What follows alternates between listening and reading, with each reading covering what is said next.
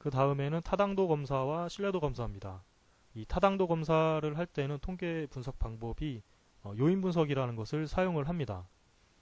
이 타당도 분석이라는 것은 하위 요인을 여러 개의 척도를 만들었을 때 그 척도가 과연 그 만들어 놓은 척도대로 여러 개의 문항을 묶어낼 수 있느냐 하는 것입니다. 10개의 문항 중에서 척도가 3개가 있다면 1, 2, 3번을 하나의 척도로 4, 5, 6번을 두 번째 척도로 7, 8, 9, 10을 세 번째 척도로 해서 총 3개의 척도를 만들 수 있느냐, 그러한 문항들이 공통성을 가지고 있느냐를 파악을 하는 것입니다. 이때에는 탐색적 요인 분석하고 확증적 요인 분석하고 이렇게 두 가지의 요인 분석 방법을 통해서 타당도를 검사를 하게 되는데, 이때는 탐색적 요인 분석 같은 경우에는 SPSS를 통해서 분석이 가능합니다. 하지만 확증적 요인 분석, CFA라고 하는 이 확증적 요인 분석 자체는 에이모스나 아니면 리즈렐 같은 다른 통계 프로그램을 사용을 하셔야 됩니다.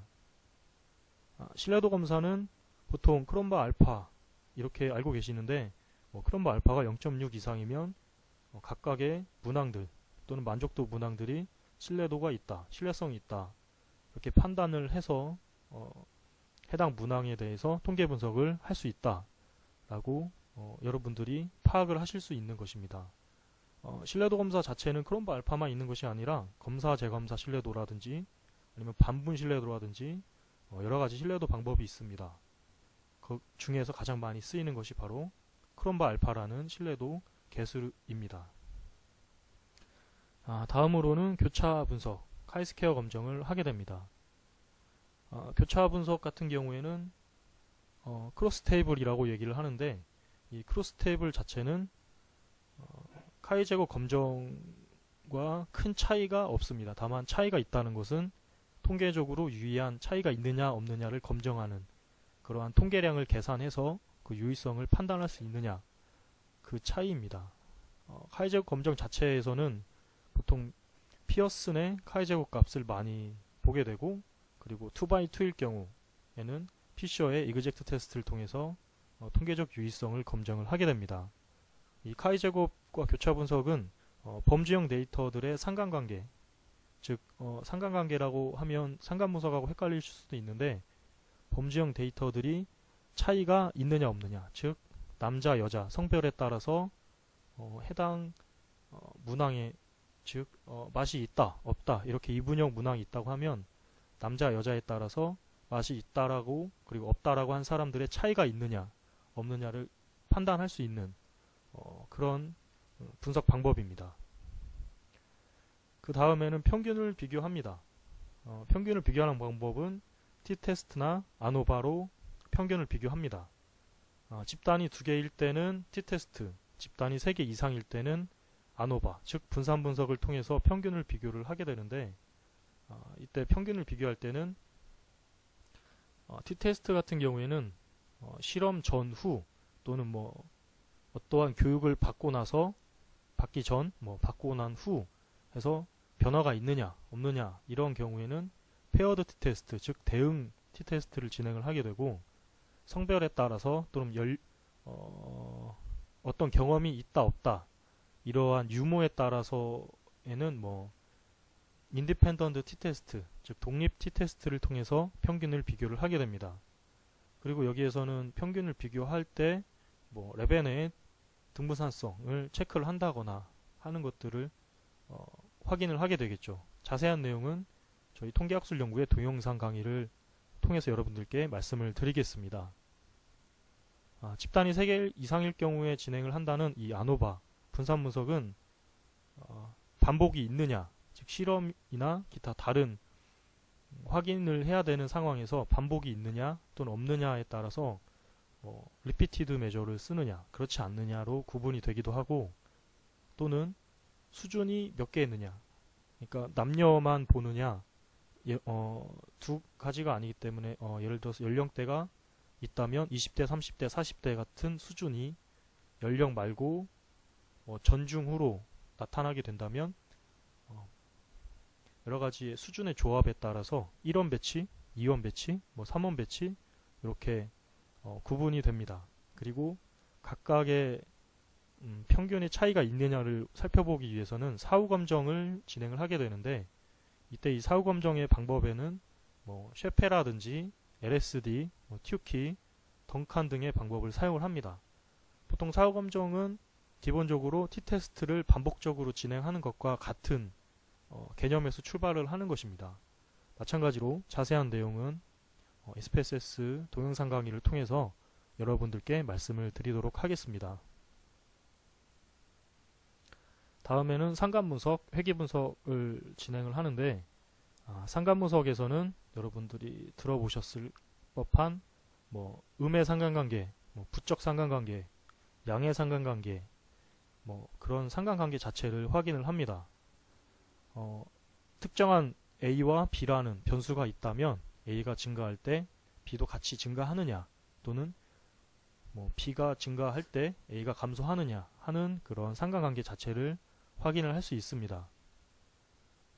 이때 상관관계 자체와 회귀분석 자체를 헷갈려 하시는 분들도 계시는데, 이 상관분석 자체는 단순히 선형성, 즉 비례냐 반비례냐 이러한 관계 자체만 놓고 확인을 하는 것이지, 얼마큼 영향을 주느냐, 어떻게 영향을 주느냐를 수치적으로 확인을 할 수는 없습니다.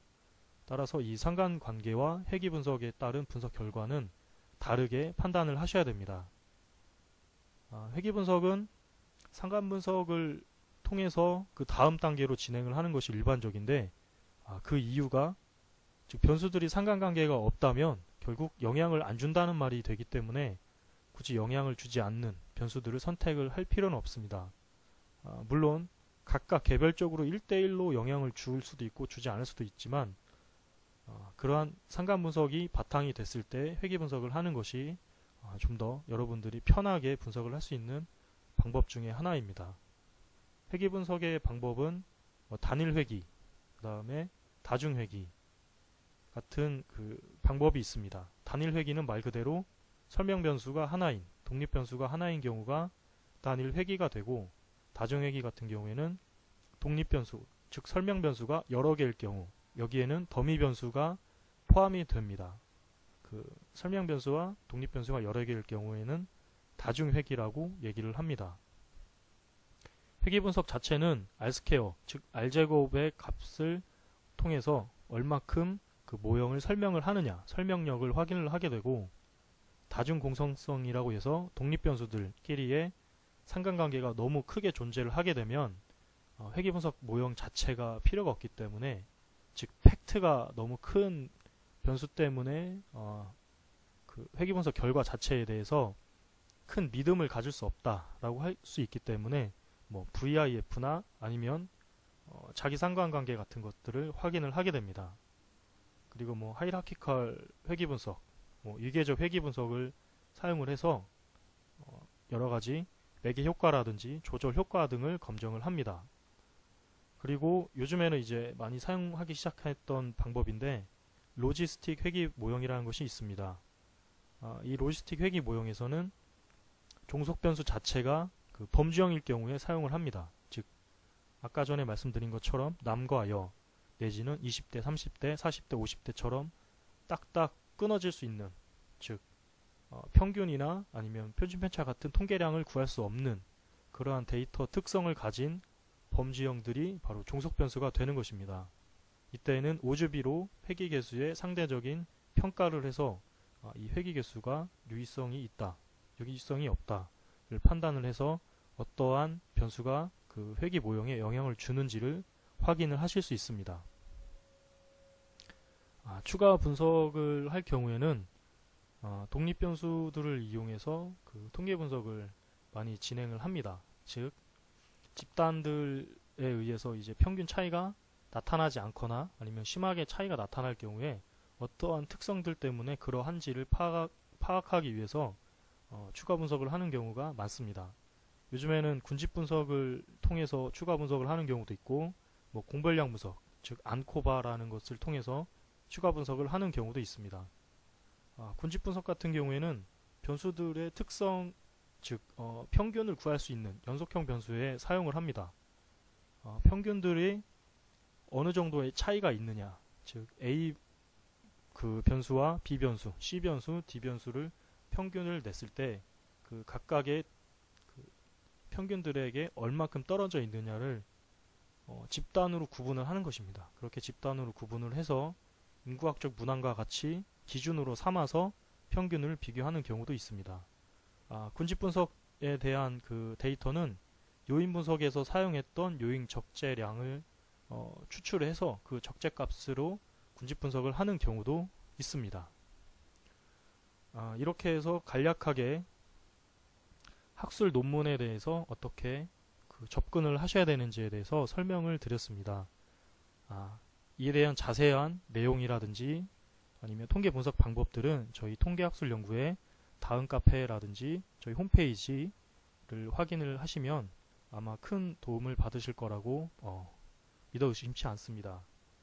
저희 같은 경우에는 여러분들이 편하시게 질문을 하시고 그리고 스스로 논문을 작성하고자 하는 그 의지를 좀 더 도와드리고자 하는 것이기 때문에 많은 질문도 그리고 저희가 궁금해 하시는 내용에 대해서 지금처럼 동영상이라든지 아니면 기타 다른 것들로 접근을 할 수 있도록 최대한 노력을 하겠습니다. 감사합니다.